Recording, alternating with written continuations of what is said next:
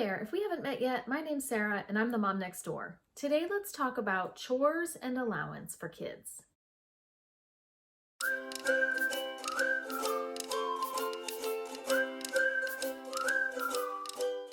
First of all, if you're having your kids do chores or you're thinking about having your kids do chores, I just want to reaffirm that chores are really healthy for kids.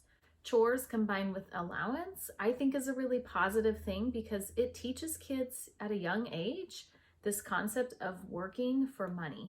The kids do get allowance and they then get to practice money management, thinking about how they want to spend it or how they want to save it.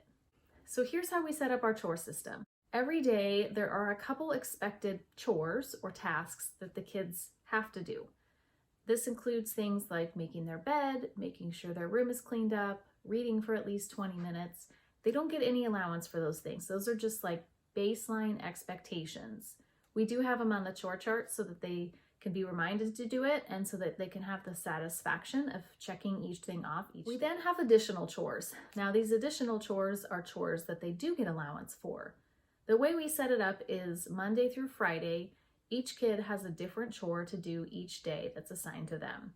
As long as they're getting their baseline chores done and their additional chore done each day, and without us having to remind them multiple times, then at the end of the week, they get an allowance. The chores aren't really optional in that they can't just choose to pass. However, if they are avoiding doing their chore and we keep having to ask and remind and it becomes a thing, they don't get paid for that day.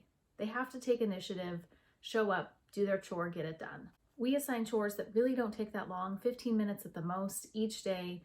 Everyone contributing 15 minutes in a family of 4. It's an hour of cleaning each day to keep our house clean. Chores they get paid for include things like yard work, sweeping the front porch or back porch, vacuuming, laundry, folding and putting away laundry, cleaning the bathrooms. Our kids are 8 and 12, so they each have a little bit different level of responsibility. We really want to assign them chores that they can complete independently and on their own. They might need help learning how to do that chore, but once they figure it out, it should be something they can complete independently. Sometimes we offer bonus chores on the weekends where the kids can earn extra money for doing things like mowing the lawn, more in-depth yard work. Sometimes they'll even offer things like doing meal prep for the week. We like to use a weekly chore chart. At the end of the week, we count up how much money is due. We pay them their allowance in cash. They can then take that cash and put it in their wallet to use for making purchases. Or if they want to save the money, they can give it back to us. We deposit it in their bank account. And if they choose this option, we actually match it, so it doubles their money. The catch is, if they decide to put it in their savings, they cannot pull it back out. Their savings account is for savings.